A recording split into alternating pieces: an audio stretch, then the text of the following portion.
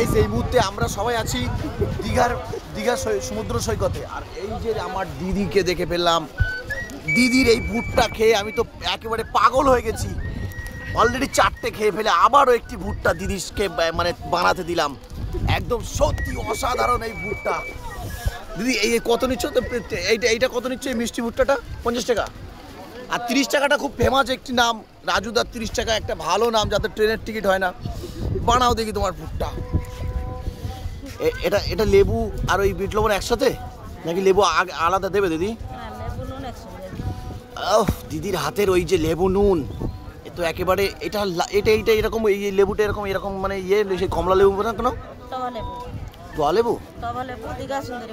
ও আচ্ছা, দীঘা সুন্দরী। এইসব বিশেষ লেবু দিদি দেয়, বুঝতে পেরেছো? হয়ে গেছে, দেখি একটু কামড় মেরে দেখি।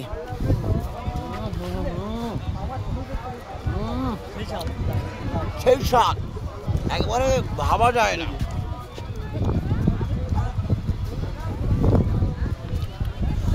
আচ্ছা, এইটাই পর্যন্ত। হ্যাঁ।